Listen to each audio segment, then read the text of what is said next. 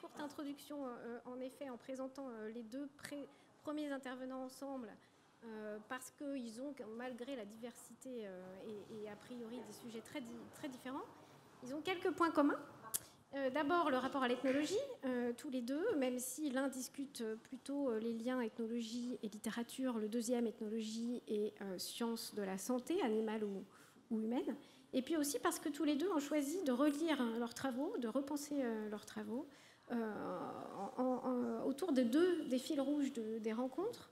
La question de la traversée des mondes et des frontières, y compris les frontières entre les espèces, pour Frédéric Keck.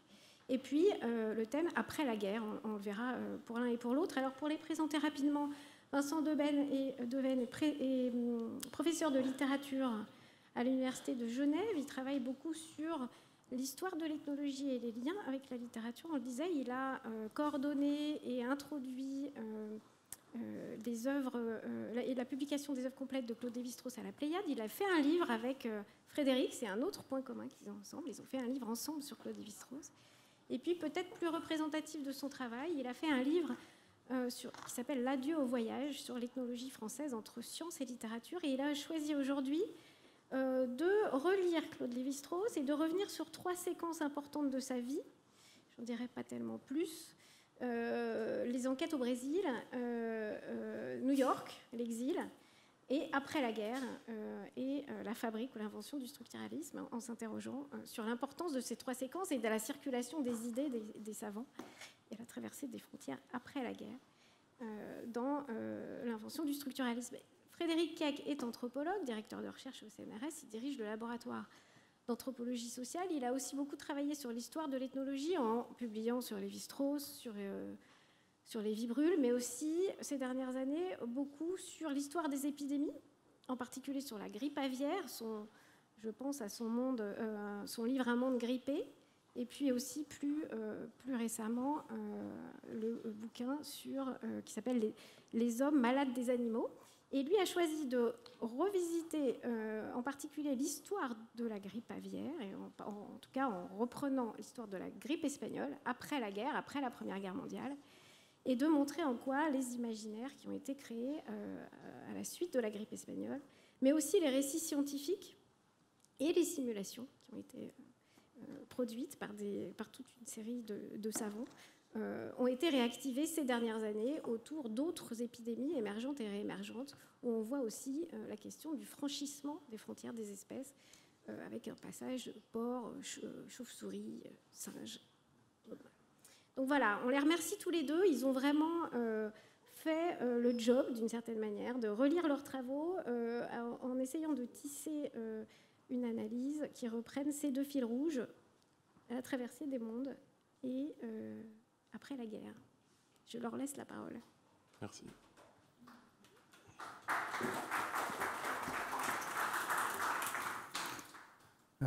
Bonjour. D'abord, merci au comité scientifique pour cette invitation. Merci aussi aux organisateurs, à Catherine Courtet et son équipe.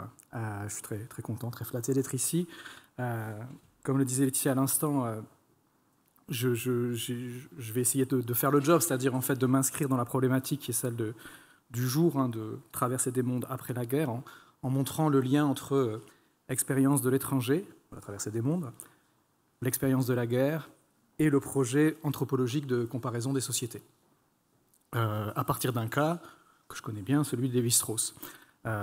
Pourquoi ? Parce que dans l'histoire intellectuelle de Lévi-Strauss, dans l'histoire personnelle et intellectuelle de Lévi-Strauss, ça correspond effectivement à 3 moments successifs. Il y a d'abord la quête de l'altérité exotique avec les expéditions au Brésil dans les années 30.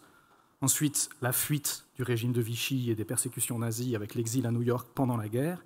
Et, après la guerre, l'invention du structuralisme. Structuralisme entendu ici non pas comme un mouvement, si vous voulez, mais plutôt comme une méthode, un mode de pensée qui refonde la possibilité de la comparaison interculturelle. Donc on a ces trois moments, si vous voulez. Je voudrais essayer de montrer que, enfin, essayer de penser cette succession en disant qu'il y a une articulation entre ces trois éléments. Et pour ça, je vais dire un mot d'abord de comment il faut que je fasse pour faire tourner les slides. Je voudrais dire un mot d'abord de la façon dont on conçoit en général l'articulation entre expérience exotique et anthropologie, avant de montrer comment, en fait, dans le cas de Lévi-Strauss, ça ne s'applique pas, comment son cas particulier ne correspond pas à cette conception usuelle, et de montrer comment, en fait, il réinvente l'anthropologie sur de nouvelles bases. Et donc, dans cette réinvention, la triple expérience de la guerre, du retour de la guerre et du récit de retour. Qu'est-ce que tu dis? Ah, elle est là, elle est dessous, pardon. Ouais. Ouais, je disais, dans cette réinvention, la triple expérience de la guerre, du retour de la guerre et du récit du retour joue un rôle crucial. Je vais m'expliquer. Et donc, je pense que l'Odyssée, alors, l'Odyssée ne peut pas servir de modèle. Je ne vais pas essayer de faire de Lévi-Strauss un nouvel Ulysse, mais l'Odyssée peut servir de révélateur. Alors, tout d'abord, la conception usuelle.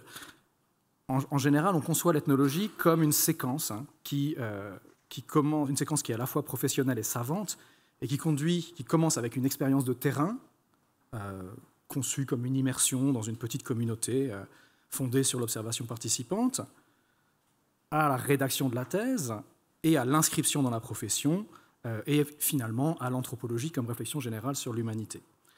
Cette conception de l'ethnologie est solidaire d'une image de la discipline. C'est une discipline qui est prestigieuse, en fait, qui a beaucoup d'attrait, c'est une discipline qui est attractive. Pourquoi? Parce que c'est une discipline qui permet de mêler à la fois le sérieux de la science et l'expérience élargie, la vie pleine des voyages, des confrontations avec l'altérité exotique, et de notre côté, la réflexion, l'écriture de livres, la perspective informée sur l'humanité dans son ensemble. Et donc, du point de vue de la discipline, on présente ça en général, alors ça marche comme ça. Voilà. On présente souvent ça sous le mode ethnographie, expérience de terrain, et puis de l'ethnographie, on passe à l'ethnologie, premier niveau de synthèse à l'échelle d'une société ou d'un problème donné, et finalement à l'anthropologie, réflexion générale sur les hommes de tous les lieux et de tous les temps. Alors, cette construction, en partie d'ailleurs bizarrement inspirée de Lévi-Strauss, est très problématique pour toutes sortes de raisons. D'abord parce qu'elle préjuge une continuité entre les niveaux, et avec cette idée sous-jacente en fait, qu'on monte en généralité, comme on dit parfois, depuis le plus particulier jusqu'au plus général. Et puis cette conception, elle est problématique aussi parce qu'elle présuppose une subjectivité de l'ethnologue qui devient une sorte de héros proté, qui a une identité expansive, qui engrange des expériences et acquiert une maîtrise de plus en plus grande de toutes les langues, de toutes les situations, de tous les codes. Et ce qui fait qu'il est à l'aise aussi bien avec les indigènes de la brousse qu'avec ses collègues, qu'avec les journalistes qu'il interviewe, etc. Et c'est une image de l'ethnologie qui persiste aujourd'hui. Alors, la première originalité de Triste Tropique, le livre dans lequel Lévi-Strauss raconte ses expéditions, c'est d'abord que c'est un livre qui remet radicalement en cause cette conception de l'anthropologie comme savoir fondé sur une rencontre, comme expérience d'élargissement de soi au contact des autres. Je me concentre sur deux passages très connus du texte. Voilà ce que dit Lévi-Strauss auprès des Nambikwara. Quant à moi, j'étais allé jusqu'au bout du monde à la recherche de ce que Rousseau appelle les progrès presque insensibles des commencements. Il suffisait de considérer l'expérience sociologique qui se déroulait sous mes yeux, mais c'était elle qui se dérobait. J'avais cherché une société réduite à sa plus simple expression, celle des Nambikwara, l'était au point que j'y trouvais seulement des hommes. Première expérience déceptive de l'altérité pour Lévi-Strauss. La seconde intervient quelques semaines plus tard auprès d'une autre tribu qui s'appelle les Mundé. Au terme d'un exaltant parcours, je tenais mes sauvages. Hélas, ils ne l'étaient que trop. Aussi proche de moi qu'une image dans le miroir, je pouvais les toucher, non les comprendre. Donc, l'expérience ethnographique, en tout cas l'expérience ethnographique telle qu'on l'envisageait initialement, est un échec.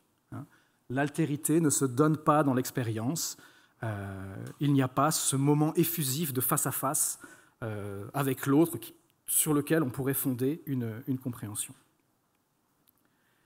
Ce qui m'intéresse maintenant, c'est que Triste Tropique n'est pas un livre d'échecs. Ce n'est pas un livre qui raconterait le fiasco de l'ethnologue, qui aurait été quelque chose comme la nausée de l'ethnologue. Alors, je dis la nausée parce qu'en fait, la nausée, pour plusieurs raisons. La nausée, le livre de Sartre, est exactement contemporain des expéditions de Lévi-Strauss, 1938, parce que Roquentin, le personnage principal de la nausée, médite longuement sur les illusions construites par les récits, et parce que le bandeau publicitaire, et là je suis tout heureux de trouver une résonance avec la communication de Sylvain Venère, le bandeau publicitaire qui entourait les exemplaires de La Nausée au moment de la parution, c'est indiqué « il n'y a pas d'aventure ».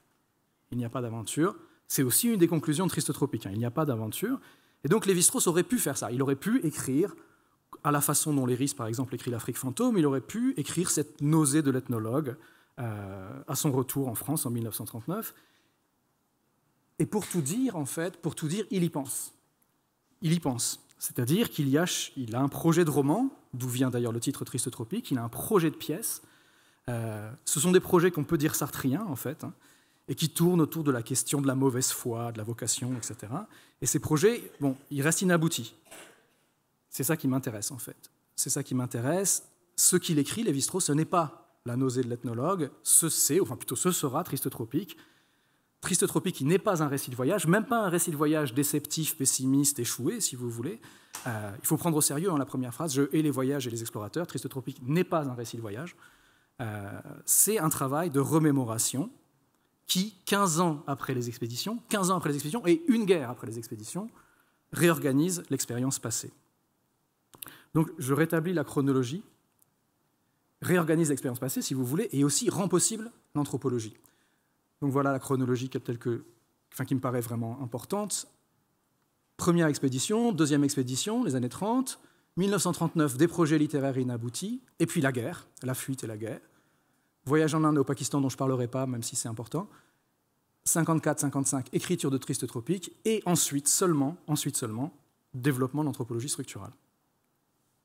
Alors, si on veut se laisser aller un instant au jeu des analogies avec l'Odyssée, évidemment, la grande différence, c'est que dans ce cas-là, la guerre est postérieure à l'expérience de l'altérité. Dans l'Odyssée, c'est bien sûr l'aventure et les voyages qui sont consécutifs à la guerre. Alors que dans le cas de Lévi-Strauss, on voit que la guerre s'intercale en quelque sorte entre l'expérience exotique et le récit. Mais le point commun, le point essentiel, c'est évidemment le retour et le récit du retour. On sait que dès le début de l'Odyssée, le problème, c'est le récit du retour. Hier, donc, alors je ne sais pas si Blandine Sabetière est restée ou si elle est repartie, mais ce qu'on voyait hier dans l'épisode de la télémaquie qui a été mis en scène dans la cour du jardin, c'est que la télémaquie, au fond, ce n'est pas tellement une recherche d'informations sur Ulysse, c'est d'abord une quête de récits de retour. Ce que fait Télémaque, c'est qu'il part en quête des récits de retour chez les vétérans de la guerre de Troie. Et au fond, l'Odyssée, ce n'est que l'accomplissement d'un récit de retour qui préexiste, en fait, qui préexiste à sa propre réalisation.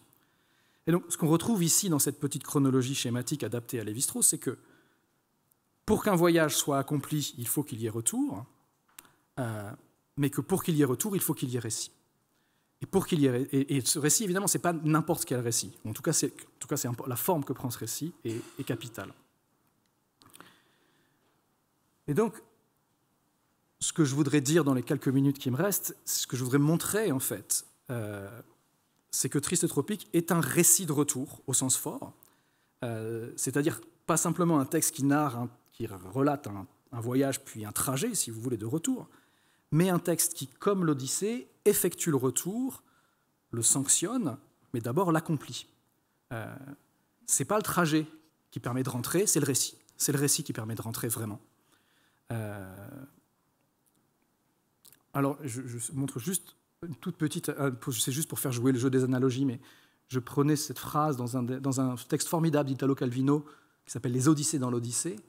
Et voilà ce qu'il dit de la Télémaquie. Il dit que le récit finisse bien ou mal, si Télémaque le trouve, Ithaque sortira de l'informe situation sans loi ni temps, dans laquelle elle stagne depuis tant d'années. Et voilà ce que Lévi-Strauss écrit en 1955, c'est-à-dire 15 ans après les expéditions. Il constate « Le trouble liquide commence à reposer, des formes évanescentes se précisent, la confusion se dissipe lentement. Que s'est-il donc passé, sinon la fuite des années ? En roulant mes souvenirs dans son flux, l'oubli a fait plus que les user, les ensevelir. Un ordre a été substitué à un autre. » Donc le récit permet une reconfiguration de l'expérience et permet donc le retour. Et donc l'hypothèse, c'est que... alors, pour Lévi-Strauss, c'est de dire que l'écriture de Triste Tropique à la fois comme processus psychique de remémoration et comme processus formel de recomposition, a été la condition de possibilité de l'œuvre savante. Du point de vue psychologique, en fait, ce qui se passe, c'est que le récit reconfigure une expérience qui a été vécue comme un échec. Il la reconfigure et il la convertit. Il convertit un sentiment de vide. S'il y a quelque chose qui sort de Triste Tropique et de beaucoup de récits ethnographiques, c'est le sentiment de vide, le sentiment d'ennui et de vide, de dilution de l'existence.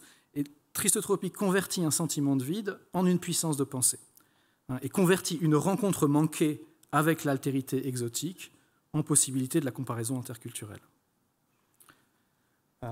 Alors, ça ne veut pas dire que le structuralisme ne serait pas advenu sans cela. L'invention du structuralisme, ça relève d'une histoire globale, européenne, collective, savante, etc. Ce qui m'intéresse ici, c'est la façon dont cette histoire est prise en charge par une individualité et une histoire singulière, c'est le Lévi-Strauss. Et donc, j'ai voulu me mettre une minuterie, mais en fait, j'ai complètement raté mon opération et il me reste 3h02 d'après mon calcul. Donc, j'ai dû me tromper. 4 minutes, d'accord. Donc, alors, sans pouvoir développer, je vais dire juste 2 choses. Je dirais que l'écriture de Triste Tropique repose sur 2 ressorts, pour essayer de montrer le lien avec, évidemment, la suite de l'œuvre. Le premier ressort, c'est la logique associative des qualités sensibles. En fait, ce que fait Triste Tropique, c'est que, comme Triste Tropique, au fond, c'est un récit proustien, si vous voulez, ça combine une narration linéaire, les expéditions successives chez les Indiens, et un montage de souvenirs fondé sur le rapprochement des sensations. Et ça, ce qui est très intéressant, évidemment, c'est que ce que fait Lévi-Strauss quand il écrit Triste Tropique, c'est qu'il découvre en lui-même la logique des qualités sensibles qui sera au cœur de la pensée sauvage et des mythologiques. D'accord ? Donc il y a un lien entre, enfin c'est là que se joue le lien, à mon avis, entre cette tentative littéraire et psychologique et le travail savant. Et puis il y a autre chose. Il y a autre chose qui est, à mon avis, inconscient chez Lévi-Strauss, mais important, enfin en tout cas qui surnage, ou qui affleure plus exactement de temps en temps, c'est que Triste Tropique est fondé, en 1954, sur l'analogie entre son destin de savant juif européen persécuté, et celui des Indiens qu'il a rencontrés sur le plateau brésilien. C'est-à-dire sur l'analogie entre le génocide des Indiens d'Amérique et l'extermination des Juifs d'Europe. En fait, Triste Tropique est écrit depuis la guerre. Quand on pense à Triste Tropique, en général, on pense aux photos des Indiens, etc. Mais en fait, quand on regarde Triste Tropique, le début, c'est le récit de la fuite sur un camp de concentration flottant, qui est le capitaine Paul Lemaire, le bateau sur lequel Lévi-Strauss doit s'enfuir avec d'autres savants et artistes européens, parmi lesquels André Breton, Wilfredo Lamm, Anna Segers, etc. Alors, de cette analogie inconsciemment perçue entre son propre destin et celui des Indiens, on peut chercher des traces, je n'ai pas le temps de toutes les relever, j'en donne juste 2. La première, c'est l'expression de gibier. Voilà ce que dit Lévi-Strauss à quelques pages d'écart. Pauvre gibier pris au piège de la civilisation mécanique, sauvage de la forêt amazonienne, etc. etc. Ça, il s'agit des Indiens. Je peux me résigner à comprendre le destin qui vous anéantit. Et puis, juste au moment d'évoquer sa propre fuite, le pauvre homme voyait en moi un ambassadeur au petit pied de la culture française. Moi, je me sentais déjà gibier de camp de concentration. C'est un premier élément. Un autre élément, alors je ne le prends pas exactement dans Triste Tropique, mais dans un texte contemporain dont on trouve une version écourtée dans Triste Tropique, j'abrège, c'est ce texte dans lequel Lévi-Strauss aborde très explicitement la thématique du retour. Et il dit ceci: il lui faudra, à l'ethnographe, après s'être incorporé à la conception du monde des Mélanésiens et des Africains, accomplir un effort supplémentaire vis-à-vis de sa propre civilisation, après en être sorti, y rentrer. Mais il ne reviendra pas pareil à ce qu'il était au départ. Son passage par l'objectivation le marquera à jamais d'une double tare aux yeux des siens. Victime d'une sorte de déracinement chronique, plus jamais il ne se sentira chez lui nulle part, il restera psychologiquement mutilé. Surtout, le voyage offre ici la valeur d'un symbole. En voyageant, l'ethnographe ne circule pas entre le pays des sauvages et celui des civilisés. Dans quelque sens qu'il aille, il retourne d'entre les morts. En soumettant à l'épreuve d'expériences sociales irréductibles à la sienne, ses traditions et ses croyances, en autopsiant sa société, il est véritablement mort à son monde. Et s'il parvient à revenir après avoir réorganisé les membres disjoints de sa tradition culturelle, il restera tout de même un ressuscité. Les autres, la foule des pusillanimes et des casaniers, considéreront ce Lazare avec des sentiments mêlés, où l'envie le dispute à l'effroi. Ce qui m'intéresse ici, évidemment, c'est la figure de Lazare. Alors, ce n'est pas Ulysse, c'est un autre revenant, c'est Lazare, mais Lazare, dans les années 50, c'est la figure essentielle pour penser le survivant des camps. Et je trouve ça il est absolument fascinant, si vous voulez, que Lévi-Strauss compare à ce moment-là précis, alors que Quérol écrit pour un romanesque lazaréen, que Blanchot pense la littérature depuis la figure de Lazare. Lévi-Strauss, qui est très éloigné et de Quérol et de Blanchot, mobilise la figure de Lazare pour penser l'ethnologue de retour chez lui. Donc voilà, je m'arrête. Ce qu'on voit ici, c'est le récit, c'est la façon dont le récit comme processus, le récit de retour, réarticule l'expérience de l'altérité et discours anthropologique sur un mode qui n'est pas celui de la suite logique, comme on avait vu au début, si vous voulez. On part sur le terrain, on revient avec un livre et ensuite on monte en généralité. D'accord ? C'est pas comme ça que ça se passe. Pour Lévi-Strauss, ça passe en fait par l'expérience traumatisante de la fuite et de l'exil et une nécessité de réinvention de soi qui en même temps, je ne peux pas rentrer dans les détails, mais de désubjectivation, de resubjectivation par la narration. Et ce qui m'intéresse pour terminer vraiment cette fois, c'est ce matin, Alain Viala disait pour commencer, parler d'inventivité, en fait, de l'inventivité. Bon, ce rencontre s'appelle recherche et création, c'est l'idée aussi qu'il y a une forme d'inventivité commune dans les pratiques. Et là, ce qui me frappe, ce qui m'intéresse ici en tout cas, c'est que c'est pas la question de la science face à la littérature, si vous voulez, c'est la question c'est la façon dont s'articule une redéfinition identitaire, une création narrative et une créativité théorique qui sera celle de Lévi-Strauss dans son anthropologie à partir de la fin des années 50. Donc à la fois le soi, la littérature, et la science. Je vous remercie.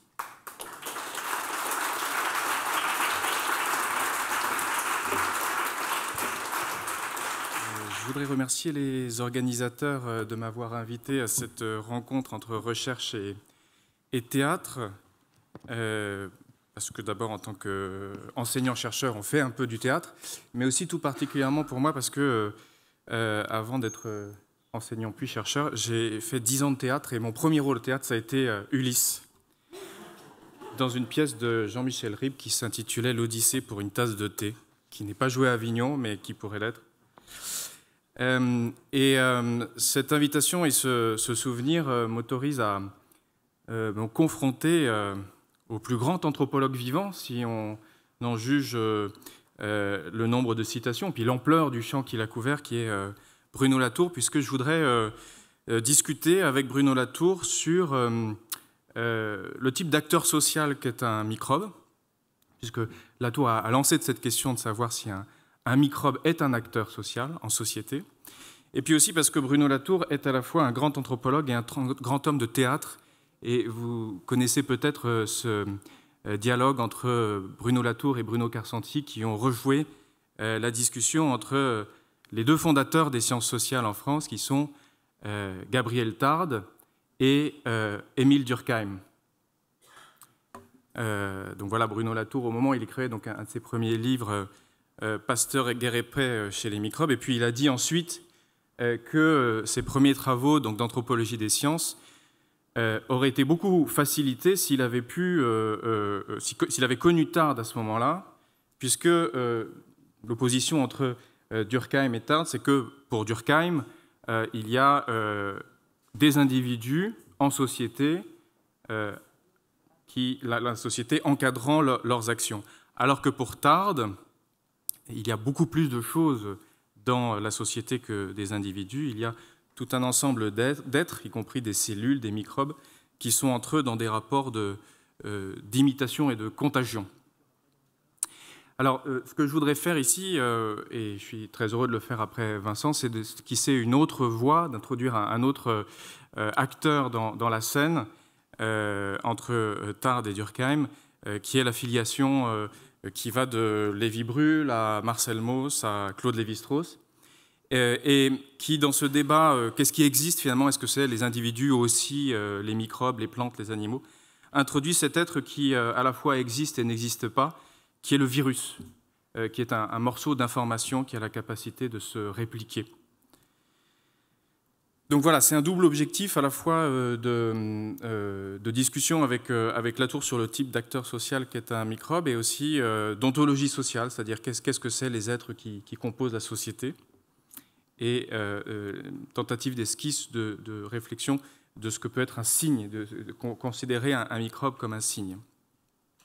Alors pour ça, donc, je vais reprendre la thématique de cet après-midi, qui est donc après la guerre, puisque donc le livre, un des premiers livres de Bruno Latour, consiste à appliquer aux microbes, aux relations entre les hommes et les microbes, la métaphore de la guerre, comme on le fait depuis la fin du XIXe siècle avec Pasteur, avec l'idée que les maladies qui affectent les humains sont des guerres entre les hommes et les microbes.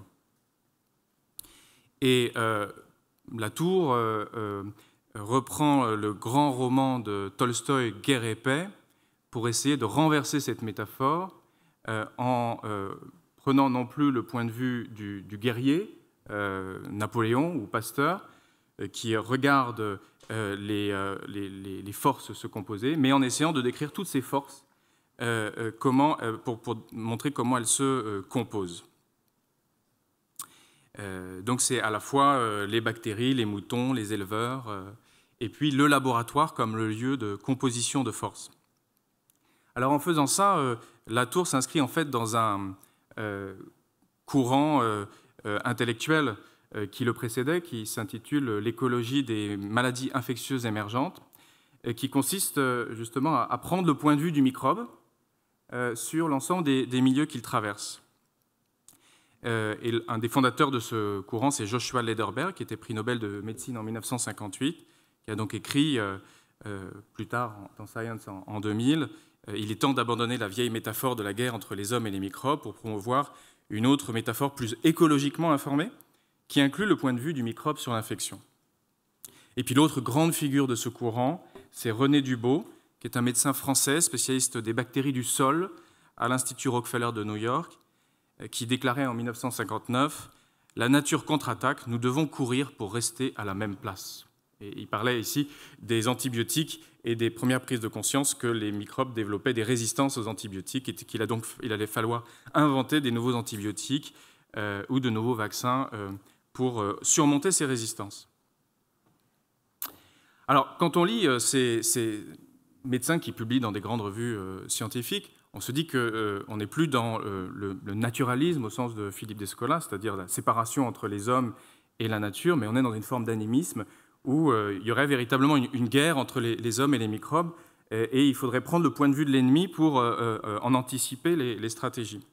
Mais le problème de la métaphore de la guerre, c'est qu'effectivement, on ne fait que renverser le point de vue, et donc on arrive à des questions qui sont du point de vue ontologique assez insolubles, c'est-à-dire qu'est-ce qu'un microbe, que veut-il, que peut-il? Et donc un grand nombre des objections qui ont été faites à Latour portaient précisément sur ce point. Un microbe n'est pas un acteur comme un autre. Alors pour essayer de déplacer cette querelle ontologique et les renversements de points de vue qui sont un peu vertigineux, je vais partir de la simple observation que, justement, on n'est plus dans la métaphore de la guerre entre les hommes et les microbes, mais aujourd'hui, les microbes qui nous occupent véritablement, on pense à eux après la guerre. La réflexion épidémiologique et virologique aujourd'hui se produit dans le traumatisme de la fin de la Première Guerre mondiale et l'expérience de la grippe espagnole qui a fait 50 millions de morts, c'est les estimations actuelles, c'est-à-dire 2 fois plus que le conflit mondial lui-même. Ce qui fait qu'au cours du XXe siècle, à chaque fois qu'on se lançait dans une grande guerre mondiale, on anticipait une pandémie qui en marquerait, en quelque sorte, qui en redoublerait l'effet sur les corps des civils. Et c'est pour ça que la recherche sur la grippe a été vraiment accélérée par la Seconde Guerre mondiale, avec la mise en place d'un réseau de surveillance des virus de grippe par l'OMS en 1945, et puis la fin de la guerre froide, avec l'idée que l'effondrement du bloc soviétique allait libérer des laboratoires des tas de virus qui seraient ensuite utilisés par les terroristes. Or, il me semble que pour comprendre cette temporalité de l'après-guerre, plutôt que de se référer donc à Guerre et paix de Tolstoï, ou à l'Iliade, qui est en quelque sorte le précurseur chez les Grecs, eh bien, il faut partir de l'Odyssée. Alors, les historiens des épidémies ont souvent remarqué que le terme pandémie, donc qui signifie littéralement une maladie qui affecte le monde entier, se forme au milieu du XIXe siècle, donc au moment où l'Europe véritablement conquiert le reste du monde et cartographie les espaces, avec l'idée que la pandémie, du type de la grippe, est l'effet secondaire de l'expansion de l'Europe au reste du monde. Et donc cette vision négative de la pandémie, elle peut être rapportée à son précurseur grec, le mot pandémie vient du grec, puisque chez les Grecs, pandémos, c'est un amour qui s'étend à toute l'humanité au gré des rencontres et des hasards. Platon, dans le Banquet, oppose le vrai amour, qui est l'amour des beaux corps, avec l'amour pandémique. Donc le Pan, c'est là véritablement comme le dieu Pan qui s'unit avec tous les êtres vivants, y compris les animaux. C'est une sorte de nature débridée, incontrôlée, par opposition à une culture orientée vers les beaux corps et vers les idées. Donc de même, la santé publique au XIXe siècle a voulu réorganiser les rencontres entre les corps autour de l'idée de santé. Or, en fait, si on se déplace de cette crainte de la pandémie, qui serait donc la face noire de la mondialisation, ou de la rencontre, ou de l'aventure, on peut remarquer que ce qu'on reproche finalement au dieu Pan, c'est-à-dire cette rencontre hasardeuse, eh bien Ulysse le fait, mais de façon intelligente. Et c'est la ruse d'Ulysse quand il va, dans un de ses premiers exploits, triompher du Cyclope en se cachant sous un mouton pour sortir de la grotte. C'est le moment où Ulysse a ce dialogue avec le Cyclope, où le Cyclope lui demande qui il est, et il se présente comme personne, Outis, en jouant sur les homophonies avec Ulysse, Odysseus, et la ruse, Métis. Donc Ulysse, en fait, dans l'Odyssée, c'est à la fois la personne, c'est en quelque sorte l'individu qui va émerger de l'aventure, et c'est personne au sens où sa ruse lui permet de se dissimuler, et le voyage l'a rendu en quelque sorte invisible. Et il me semble que ce mode d'être, à la fois une personne et personne, donc un jeu de mots qui existe en grec, permet de comprendre le mode d'existence du virus. Il me reste 5 minutes ? Alors, qu'est-ce que c'est qu'un virus ? Alors, un virus, c'est par différence avec une bactérie, le virus est un morceau d'information qui n'a pas les moyens de se répliquer. Beaucoup de discussions pour savoir si les virus précèdent les bactéries phylogénétiquement, mais donc les bactéries peuvent se reproduire elles-mêmes. Le virus doit infecter une cellule pour se répliquer. Et en infectant la cellule, il utilise donc le matériel génétique de la cellule du noyau et il fait exploser la cellule pour libérer des virions. Il faut qu'il soit reconnu par la cellule, il s'attache à la cellule par des récepteurs. Et ce qui fait que les virus, par exemple de grippe, peuvent ainsi passer à travers des cellules très différentes, c'est que leur code génétique mute, et donc ils peuvent s'attacher à des récepteurs très différents. Alors vous avez des virus comme le sida, qui eux rentrent dans le code génétique de la cellule pour se répliquer, et pour y persister, et d'autres comme la grippe qui en sortent et qui la font exploser. Mais donc cette capacité du virus à muter par des erreurs génétiques et à se répliquer explique qu'il franchisse aussi les frontières entre les espèces. Alors le virus paradigmatique pour cela, c'est la grippe, puisqu'on a observé dans les années 60 qu'elle passait des oiseaux sauvages aux oiseaux domestiques, aux porcs et aux humains. Mais on a ensuite montré que le virus du sida, par exemple, pouvait passer des singes aux humains, ou que le virus Ebola, apparu à la fin des années 70, pouvait passer des chauves-souris aux singes aux humains. Et puis, troisième type de franchissement de frontières, les virus franchissent les frontières entre les territoires. Vous vous rappelez de la pandémie H1N1 qui, en quelques mois, est passée du Mexique et des États-Unis vers l'Europe, l'Asie et l'Australie. Donc c'est ce manque de consistance ontologique qui fait que les virus mutent et peuvent franchir des espèces, à la fois au niveau de la cellule, au niveau des espèces animales et au niveau des territoires politiques. Alors, ce mode d'existence particulier qui franchit les frontières peut justement être comparé à l'errance d'Ulysse, dont on a donc le récit tous les jours en ce moment à l'heure du déjeuner, puisque le problème qui est posé dans toute l'Odyssée, c'est de savoir finalement à quel signe on va reconnaître Ulysse, puisqu'il passe d'une île à une autre en présentant des visages ou des masques différents. On le rencontre d'abord chez Calypso, où il est un peu comme un virus latent, alors un peu comme le virus du sida, qui peut rester pendant des années avant d'infecter une cellule. Donc il se morfond chez Calypso comme un virus latent. L'intervention d'Athéna lui permet de reprendre son voyage. Il se présente ensuite chez Nausicaa, cette fois-ci sans masque, qui dit « Je suis Ulysse ». Et il arrive enfin chez Aïtak, où le problème est de savoir à quel signe on reconnaît Ulysse, en particulier aux cicatrices qu'il s'est faites quand il a chassé le sanglier. Alors, je vais conclure sur ce point. J'ai repris à Daniel Mendelssohn, dont j'ai trouvé la reprise, la réécriture de l'Odyssée tout à fait éclairante et stimulante. J'ai repris l'idée que l'Odyssée passe donc de l'errance à la reconnaissance. Mais il a aussi cette hypothèse que la reconnaissance d'Ulysse mobilise des compétences de chasseur. Il a effectivement chassé le sanglier, c'est ce qui a fait sa cicatrice.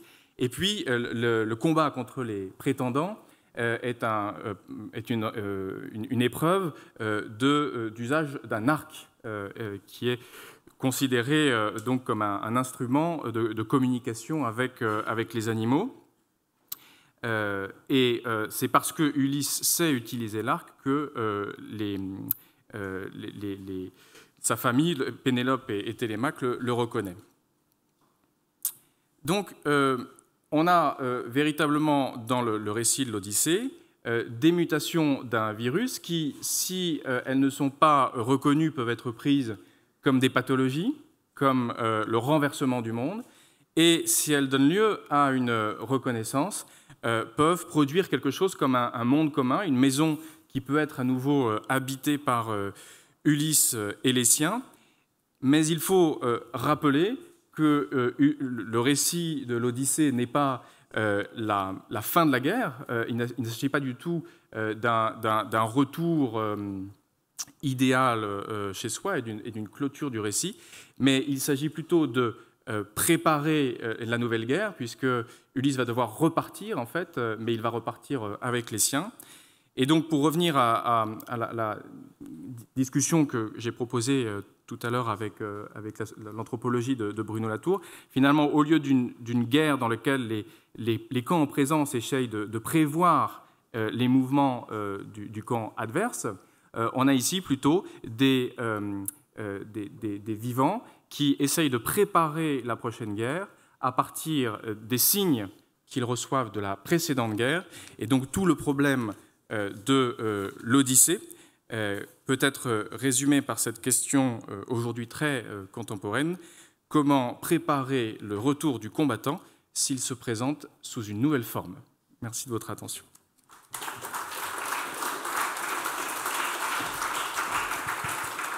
Dans ta belle démonstration, est-ce que tu peux en dire un petit peu plus sur le passage au structuralisme? Comment ça s'insère dans ce que tu as démontré, à mes yeux, de façon très convaincante? Ça marche là, oui. Ouais. Bon, alors donc, en fait, première précision, tu auras compris que le structuralisme ici, c'est pas du tout le mouvement des années 60, la mode, dont on a fait l'histoire de façon un peu superficielle. Alors, je pense qu'il y aurait deux choses à dire, et il faudrait évidemment être plus précis, mais La première chose, c'est la logique des qualités sensibles, si tu veux. C'est qu'en fait, c'est le fait de faire aller ensemble des qualités secondaires. Si tu veux, en gros, la façon dont, au fond, Triste Tropique est déjà une mise en application de la pensée sauvage par l'association, par exemple, je sais pas, le bec du pic avec la cure thérapeutique du mal de dents, si tu veux. Et donc, en fait, je pense que le récit, il est fondé sur ce type d'association, sauf que l'associationnisme est complètement débridé dans Triste Tropique et il devient, comment dire, plus contrôlé dans la pensée sauvage à partir de données ethnographiques. L'autre chose, je pense que c'est dans le rapport à l'histoire, c'est-à-dire que qu'est-ce que ça fait Triste Tropique? C'est une façon d'opposer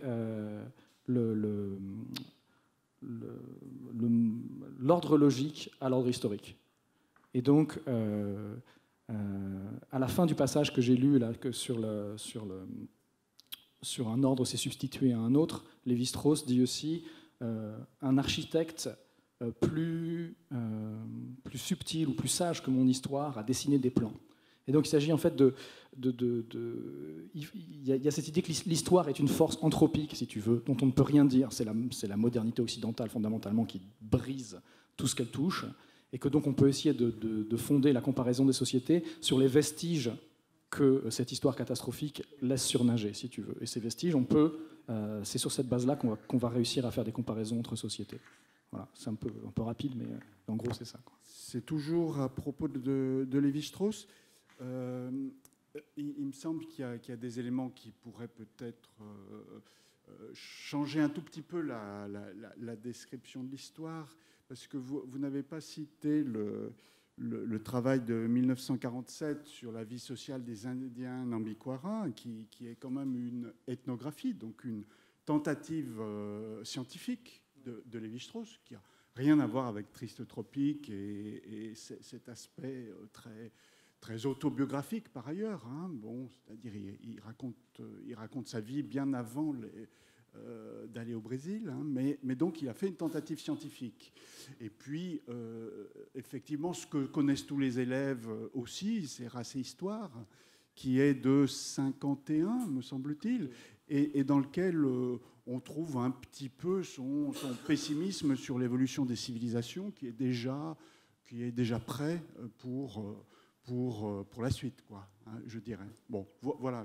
Non, mais je comprends. En fait, vous avez la petite chronologie. J'ai outrageusement simplifié les choses en disant voilà, il y a le départ au Brésil, l'expérience de la guerre, l'expérience du retour et du récit du retour, et en fait, l'anthropologie structurale. En réalité, c'est un petit peu plus compliqué. Lévi-Strauss commence à écrire.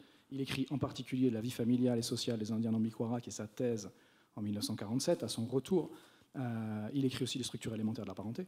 Mais si vous voulez, mon hypothèse, c'est que ces travaux, qui sont des travaux d'intronisation, en fait, ce sont des thèses, ça lui permet de revenir au sens où professionnellement il est intégré, si vous voulez, mais ça ne correspond pas. Et d'ailleurs, en fait, l'écriture de Triste Tropique correspond à un mouvement d'insatisfaction par rapport à ce retour. Encore une fois, rentrer ne suffit pas, revenir ne suffit pas, si vous voulez. Et en fait, on pourrait s'intéresser au déplacement qui se passe entre les structures élémentaires de la parenté et l'anthropologie structurale de seconde. Il y avait un autre aspect de votre question, j'ai oublié. Ah oui, Race et Histoire. Race et Histoire, en fait, Race et Histoire, c'est 1952, et en fait, Race et Histoire, c'est pareil, c'est une réponse à une commande. C'est une commande de l'UNESCO, et en fait non, le propos de Race et Histoire est fondamentalement optimiste. C'est une tentative de coller à l'idéologie de l'UNESCO, véritablement au moment où Lévi-Strauss va dire réellement ce qu'il pense de l'évolution historique de l'humanité, c'est dans Race et Culture. C'est-à-dire, en fait, après, il y a un basculement, pour le dire très vite, de l'optimisme de l'UNESCO au pessimisme anthropique entre les deux. Alors, une question. Oui. Merci. Oui, j'étais très intéressé par les deux communications. Moi, je les ai reçues avec une différence d'orientation que je restitue de la façon suivante. L'une prenait comme point d'appui quelque chose qui relevait de l'anthropologie, disons de l'homme, du principe anthropique, et l'autre, la seconde, relevait plutôt de l'ontologie. C'est-à-dire comment un monde, finalement, finit par se retourner contre lui-même à partir de processus qui, au fond, ne sont pas des processus sociaux, d'altérité, mais des processus plutôt biologiques, qui réfèrent peut-être aussi à la thermodynamique et au principe anthropique. Et c'est donc cette mutation nécessaire d'un monde qui va se fragmenter en d'autres mondes, qui me semble être la source peut-être du voyage, dans la mesure où chaque monde bien, ne comporte pas une logique de stabilité, mais au contraire une logique d'instabilité et de destruction progressive. Merci pour votre question. Effectivement, il y a un lien entre les deux exposés qui est l'œuvre de Claude Lévi-Strauss, puisque nous l'avons étudié tous les deux ensemble et on a essayé d'en tirer des enseignements à la fois, Vincent pour la littérature et l'esthétique et moi pour l'anthropologie et les questions de santé publique. Alors, ce que disait Vincent sur la rencontre sur le terrain avec les sociétés, notamment Nambikwara, correspond assez bien à ce que j'ai essayé de dire sur le mode d'existence du signe. C'est-à-dire, Lévi-Strauss va jusqu'au bout de cette idée que finalement l'anthropologue sur le terrain ne voit rien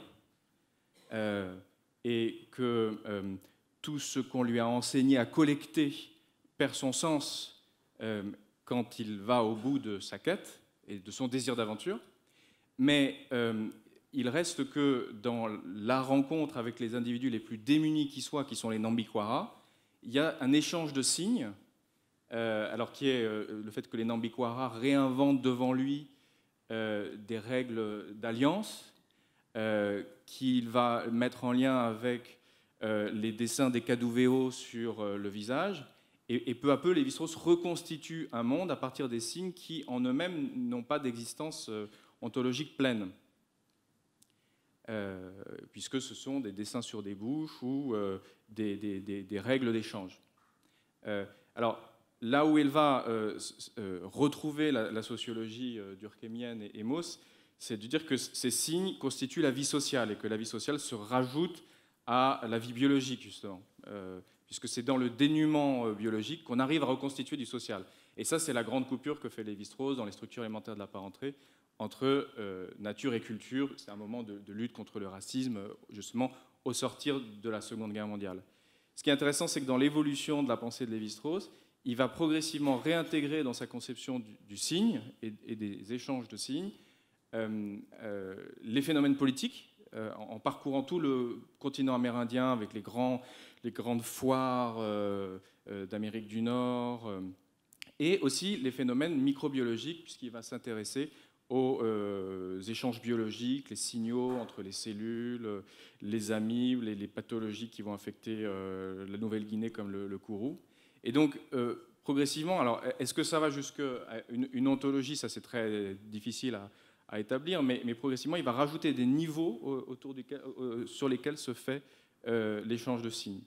Et donc, entre un niveau, enfin, une approche plus anthropologique, c'est-à-dire de la rencontre sur le terrain, et une approche plus ontologique qui permet la comparaison entre des formes sociales et des formes de pensée, il y a plutôt chez Lévi-Strauss une continuité qu'une opposition. Une petite observation sur, encore une fois, sur Lévi-Strauss. J'étais vraiment émue par votre observation de l'usage du mot Lazare en parlant de soi et du travail psychologique que vous avez pensé qu'il y avait là, et qui était un travail profond et qui avait aussi s'était écoulé pendant des années. Et je pensais ici au travail de Primo Levi et ce problème d'être survécu aux autres. Parce que le problème, ce n'était pas seulement d'être une victime, mais une victime qui avait survécu. Et enfin, ça, c'était une chose qu'à la fin a permis à Primo Levi de témoigner, de narrer, mais aussi la tuer. Dans des entretiens, Lévi-Strauss évoque très très rapidement cette question-là. Je résiste un tout petit peu. En gros, est-ce qu'il y a une culpabilité du survivant chez Lévi-Strauss? Je pense que oui. parce que, voilà, au fond, pour lui, l'exil a été une chance. Et il a d'ailleurs vécu comme tel. Enfin, évidemment, privation, souffrance, éloignement, etc. Mais l'exil aux États-Unis a été une chance professionnelle, scientifique, l'occasion d'une réinvention de soi. Et je pense qu'en fait, donc voilà, donc il y a chez lui, si vous voulez, il y a une culpabilité qui tient à ça, qui tient à ce sentiment-là. Ses parents sont restés, il a perdu évidemment des connaissances, des amis, des cousins, même si pas tant que ça, moins que d'autres. Je pense que voilà, je n'irai pas plus loin, si vous voulez, dans l'analogie avec Primo Levi. J'irai pas plus loin. Ce que je pense, c'est qu'en fait, le retour en France est de nouveau une redistribution de tous ces paramètres-là. Et que, en fait, le retour en France est l'occasion il y a une crise au retour du Brésil, il y a une crise à l'arrivée aux États-Unis, et puis il y a une troisième crise qui est au retour en France, dans un pays en fait, dans lequel il ne se reconnaît plus, si vous voulez. Mais je n'irai pas plus loin dans l'analogie. Pour les deux exposés, j'ai eu j'ai fait la même relation avec un autre mythe grec, à savoir le second Dionysos. Le second Dionysos, qui a eu une toute autre destinée que le premier que nous connaissons avec les fêtes dionysiaques, qui est le symbole du lâcher-prise, etc. Donc le second, il lui est arrivé une bien grande mésaventure, si on peut dire. Il a été réduit en morceaux, tué en quelque sorte, et réduit en morceaux par les titans qui ont été dispersés dans le monde entier, dans l'univers entier même, on peut dire. Mais il n'est pas mort pour autant, car son cœur a été conservé par Apollon. Autrement dit, il a une deuxième vie en vue à partir de la dispersion de sa personnalité à travers tout ce qui fait le monde. Donc, j'étais vraiment tentée de faire la relation de ce mythe-là avec les choses que vous avez racontées tous les deux, comme perspective mythique, philosophique de l'apprentissage pour l'être humain à travers ce mythe, qui est d'apprendre à disperser sa personnalité dans le monde entier, de s'identifier avec tout ce qui existe, et sans pour autant perdre la notion du moi, le moi étant reconstruit, ce cœur conservé par Apollon, à partir de l'identification qu'on a appris à faire avec toute la diversité de ce qui existe dans le monde. Alors, je ne sais pas ce que vous en pensez tous les deux. Oui, merci de cette remarque. Je ne connais pas le récit du second Dionysos, mais ça me fait penser à quelque chose qui m'a beaucoup frappé, puisque j'ai relu l'Odyssée pour cette intervention. Et le passage donc du Cyclope de Polyphème, ce qui est très frappant, c'est que j'avais gardé le souvenir que Ulysse était puni pour sa démesure, parce qu'il avait osé affronter le Cyclope.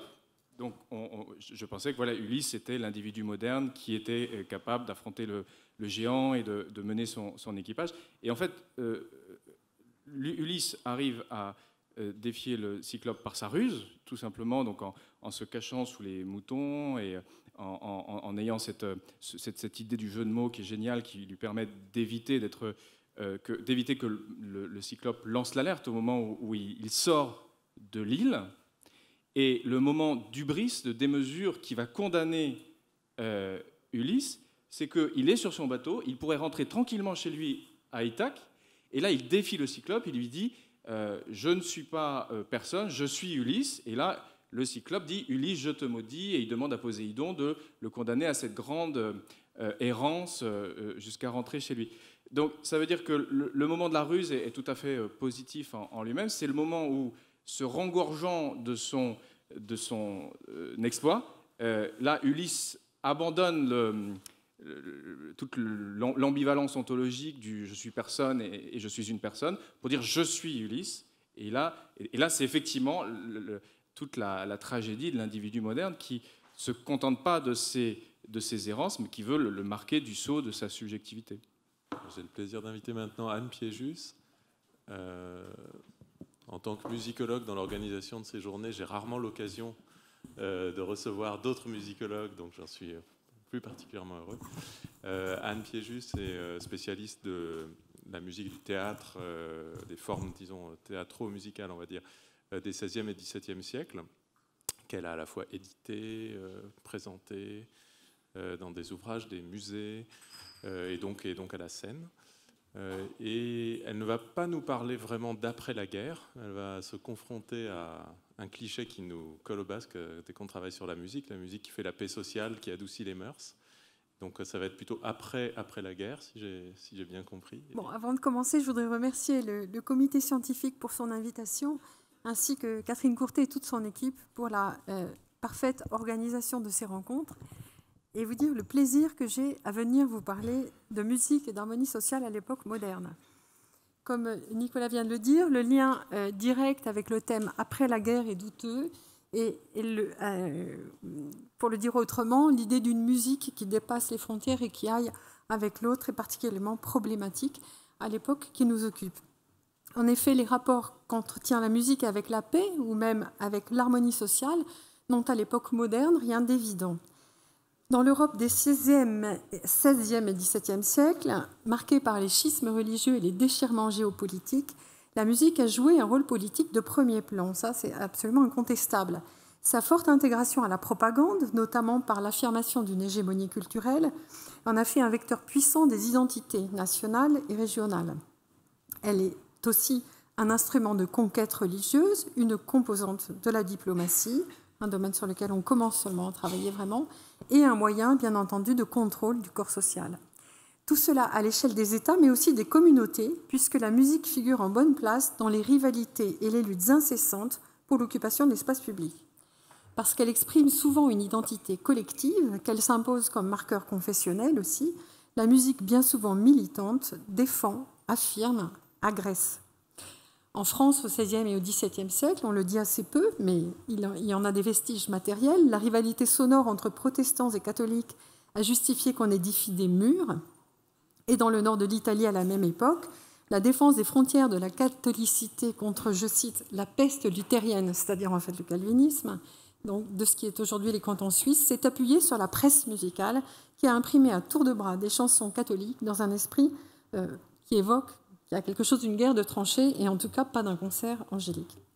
Alors qui plus est, à cette époque où la question du salut individuel a été remise sur le devant de la scène, l'idée de l'adversité contre laquelle on lutte en musique ou on se soude collectivement pour lutter en musique n'est pas seulement une altérité, qu'elle soit sociale, politique ou confessionnelle, c'est aussi une adversité intérieure.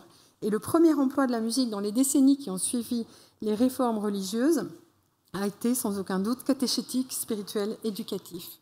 Alors dans bien des cas, ce contrôle de soi, qui est aussi un contrôle des autres, s'est étendu à un projet d'assainissement de la société et, pour le dire de manière globale, disons de prophylaxie du désordre social. Ce détournement des esprits et des corps vers des activités morales ou pieuses relève d'une préoccupation tout autant civile que religieuse, et d'autres formes artistiques ont aussi été utilisées à ces fins éducatives et même civilisatrices, à commencer par le théâtre qui nous rassemble ici. Il m'a donc semblé qu'on pouvait essayer de montrer, à défaut d'une musique qui traverse les frontières pour apporter une fraternité universelle, qui est une utopie parfaitement contemporaine qui ne concerne pas la 17e que je suis, qu'on pouvait en tout cas essayer de montrer ce que la musique a ou aurait de spécifique dans son rapport à la construction de l'harmonie sociale. Alors, même si on peine à identifier historiquement une musique porteuse de paix, cette idée d'une musique qui contribue à l'harmonie sociale n'en est pas moins très présente, du moins sous une forme programmatique et idéalisée dans l'imaginaire artistique. Et je prendrai comme exemple la peinture hollandaise du 1er XVIIe siècle, à un moment où la musique et le concert sont devenus des thèmes particulièrement prisés des artistes. Ce célèbre tableau de Jan Mintse Molenaar se présente à la fois comme un autoportrait et un concert familial. Et ce qui m'intéresse dans les tableaux que vous allez voir, c'est qu'il ne s'agit pas d'œuvres de commande, mais de peintures destinées au marché de l'art et qui devaient donc rencontrer leur public, répondre au goût des amateurs de leur temps pour ces types de représentations. La pratique collective musicale, la pratique musicale, donc, semble ici l'attribut d'une bourgeoisie aisée, vêtue d'étoffes raffinées, s'adonnant à un loisir qui la distingue socialement. Il s'agit d'une bourgeoisie de robe, comme le suggère le relief d'une personnification de la justice, juste à droite du chapeau rouge de l'enfant. Une jeune chanteuse, un violoniste, un luthiste, une joueuse de sistre et un joueur de basse de violon joue devant la famille rassemblée et on aperçoit en outre sur le côté gauche une épinette magnifiquement peinte. Associer ainsi la pratique musicale à un ordre et à une vie réglée et harmonieuse dans le cadre familial, ou un peu plus large que la famille, relevait alors d'un lieu commun qu'on trouve dans la peinture, mais aussi dans les préfaces des éditions musicales, luthériennes par exemple, dans lesquelles on vante l'harmonie du couple et l'harmonie de la maisonnée qui se rassemblent pour chanter les chorales.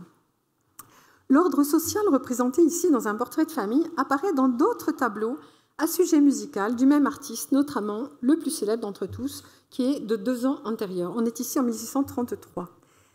Comme vous le voyez, cette allégorie de la fidélité conjugale associe la musique à l'amour et au vin.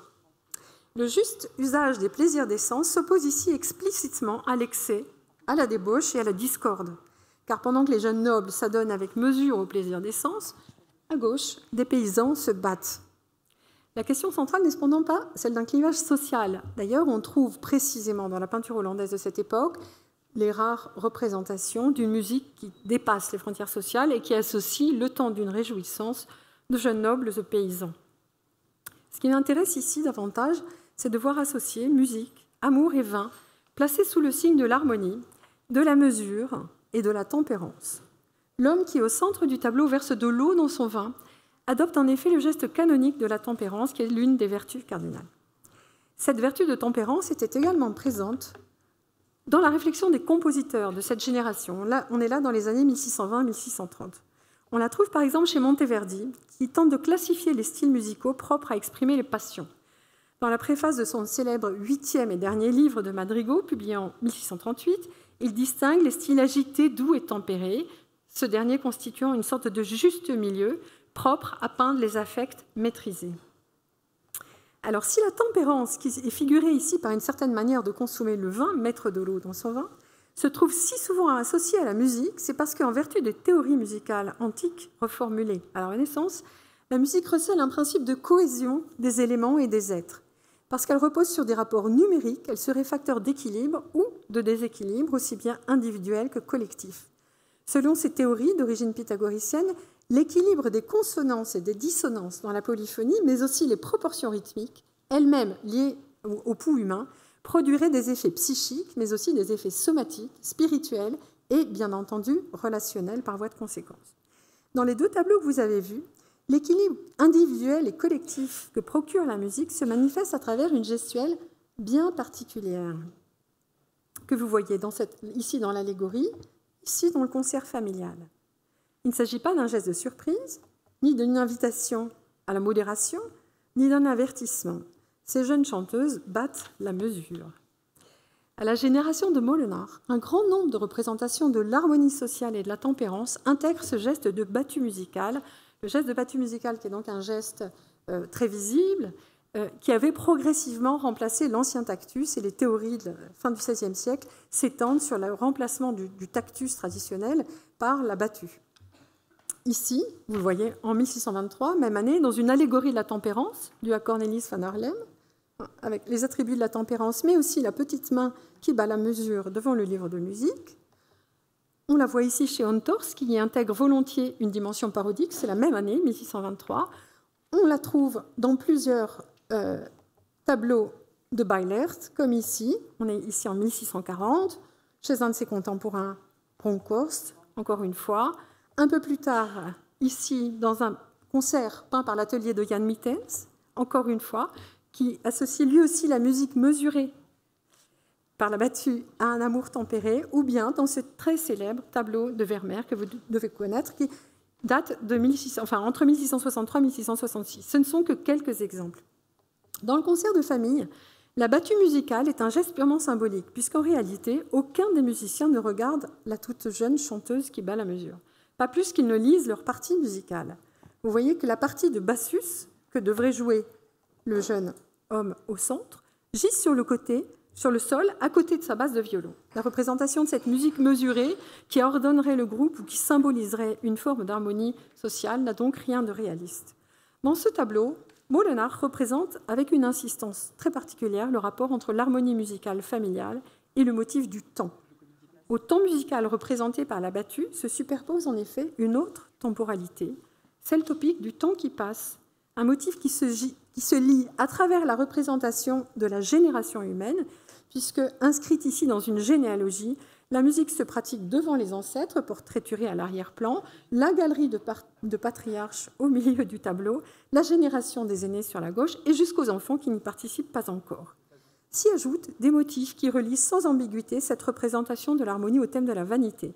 La présence centrale de l'horloge, qui, en réalité, pour les musiciens, risque tout simplement de contrarier les musiciens, et les motifs traditionnels du crâne sur lequel se pose la main de l'ancêtre, et à l'autre extrémité du lignage mâle, la bulle de savon avec laquelle joue l'enfant. La bulle de savon, elle illustre le très fameux motif « homo bulla », l'homme est une bulle, un motif antique cité par Varron et Lucien et repris notamment par Erasme dans l'un de ses adages. C'était devenu un motif iconographique extrêmement topique dans la peinture hollandaise du début du XVIIe siècle. Vous voyez ici une très célèbre gravure de Heinrich Goltzius, datée de 1595, qui a été extrêmement imprimée, qui a beaucoup circulé, un jeu de tarot du XVIIe siècle hollandais, et une représentation plus tardive que j'ai choisie parce qu'elle est encore plus explicite. Alors, Elinor Miara, qui a étudié les variations des représentations de l'âge d'or et de l'âge d'argent, a montré comment ce motif de la bulle introduit une temporalité dans la représentation de cette humanité antérieure à la chute et à la fin de l'homme. Selon sa lecture, il ne s'agit pas seulement d'une question de religion et notamment de prédestination, on est ici dans un pays fortement calviniste, c'est de la question du salut individuel, mais bien de politique. Parce que si la fin ruine la vie individuelle, elle ruine aussi le bien commun, l'œuvre collective de la société organisée. On peut donc se demander, à la suite, en raison de la proximité culturelle et de la proximité des motifs iconographiques, si cette représentation de la musique comme harmonie familiale ne doit pas être interprétée, elle aussi, sur le mode d'une moralité caractéristique de l'imaginaire d'une époque troublée, celle d'un rappel de la précarité non seulement de la vie humaine, mais aussi de l'harmonie entre les êtres que symbolise ici la musique. Alors évidemment, la tension dialectique entre le concert et la fugacité du temps peut être aussi lue dans un sens extrêmement positif. La musique est l'harmonie familiale, une famille élargie, comme seul antidote possible au destin tragique de l'humanité. Cette réflexion sur la mesure musicale, l'harmonie collective et la fuite du temps nous ramène tout droit au théâtre, et plus précisément à la toute première édition du Festival d'Avignon, il y a 71 ans, en 1947, lorsque Jean Vilar a monté Richard II de Shakespeare. La méditation de Richard reprend exactement les thèmes que je viens de développer. Alors, je me permets de résumer Shakespeare, ce qui est un petit peu gênant ici, mais on n'a pas le choix parce qu'on a 15 minutes. Donc, le roi Richard se s'est perdu, il est emprisonné dans le donjon de Pomfret, il attend la mort quand il est troublé par une musique disharmonieuse. Et c'est la question de la mesure musicale qui bouleverse la méditation du roi. La musique, donc, keep time, la musique mal mesurée, qui est un trouble. Cette musique l'entraîne dans une méditation croisée sur sa fin proche et sur le temps politique. Politique, évidemment, qui mieux qu'un personnage de roi, incarne ce double destin individuel et celui de la collectivité, évidemment, le personnage de roi. Donc, une méditation sur le temps politique, ce temps fugace de l'équilibre collectif que ces erreurs passées ont gaspillé. Et agacé ou rendu fou, d'après les traductions varient beaucoup sur cette question, par cette musique qui a le pouvoir de donner la raison aux fous et de l'ôter aux hommes de bon sens, il finit, comme vous pouvez le lire ici, en bas de cette longue citation, par accepter de recevoir ce concert comme un signe d'affection, et je cite Victor Hugo en traduction, un étrange joyau dans ce monde de haine. Voilà, je vous remercie.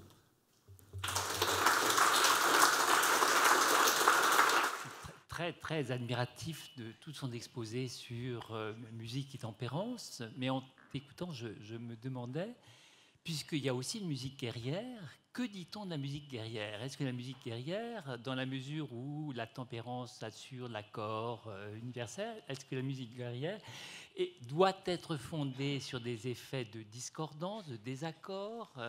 Est-ce que c'est pensé par les théoriciens? Qu'est-ce qu'il en est?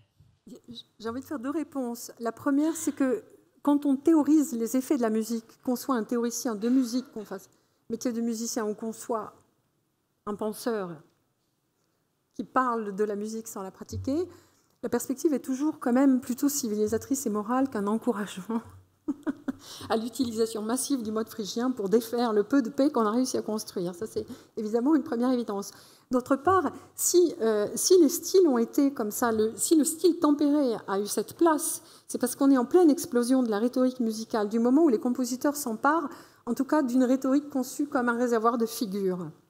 Et qu'il n'y a pas de quinte diminuée s'il n'y a pas d'accord consonant avant et après. Voilà. C'est aussi pour pouvoir concevoir des madrigaux guerriers que Monteverdi établit un style qui n'est pas un style neutre, mais qui n'est pas tout à fait le style moyen non plus. C'est vraiment le style tempéré qui sert à une certaine neutralité. Donc oui, on parle du désordre notamment propre à exprimer les passions amoureuses ou guerrières. Mais on pourrait aussi dire, il y a un revers à ces scènes de concerts pacificatrices, ce sont les scènes de bordel, les scènes des bas-fonds romains qui sont au contraire la débauche, ou bien les relectures parodiques que font si souvent les Hollandais de la tempérance, en se fichant peut-être un peu de la tradition italienne, et qui sont le fils prodigue dans les mains des prostituées, avec des luttes à connotation phallique multiples. Il y a l'avers et l'envers. Mais enfin, ici, on m'a demandé de parler de paix. Mais bien sûr. Le petit singe, dans le tableau de la fidélité conjugale, que symbolise-t-il? Est-il un contrepoint parodique? Il semblerait que ce soit un contrepoint parodique. Alors, c'est ce qui est apparemment très compliqué. Je ne suis pas historienne de l'art, mais ce qui semble très compliqué dans les relectures hollandaises des traditions picturales italiennes, c'est cette dimension parodique et cet éventuel double sens dont jouent certains artistes. Il y a le petit singe et puis il y a la servante qui se baisse dans la cuvette et qui nous montre allègrement ses fesses en récurant son vase. Ça, c'est quand même des connotations,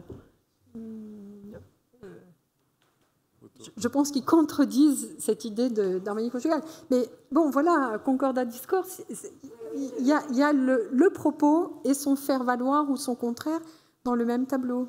Bon, merci beaucoup pour cette très très intéressante présentation qui, je crois,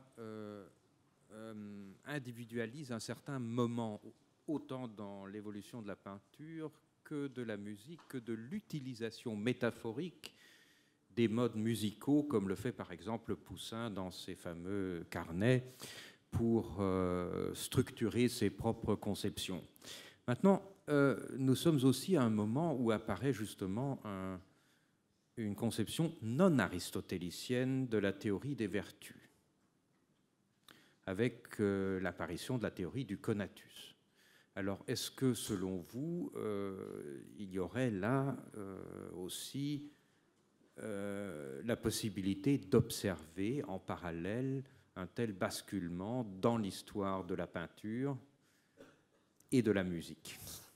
Je ne peux pas vraiment vous répondre. Pour la peinture, pour la musique, c'est un moment de basculement multiple. Il y a cette irruption de la rhétorique, il y a aussi ce basculement assez général du quadrivium dans le trivium, c'est-à-dire que du trivium dans le quadrivium, c'est-à-dire que jusqu'ici, l'idée de la musique porteuse de civilisation, porteuse de paix ou de discorde n'était pas du tout conçue de la même manière. S'ajoute à ça la dimension sociale, c'est-à-dire qu'on n'avait pas du tout les mêmes modes de diffusion de la musique, par exemple au XVe siècle, dans une toute autre conception par rapport à cette époque-là où les presses musicales faisaient circuler la musique de manière extrême. Non, je propose de remercier Anne pour sa présentation.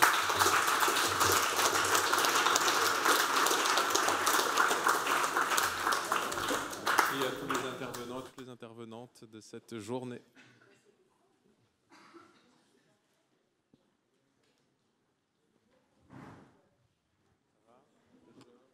Et bien sûr, nous vous attendons demain matin pour la 3e session qui porte sur le thème « Fonder la société ». Donc, bonne soirée et puis j'espère à demain. Au revoir.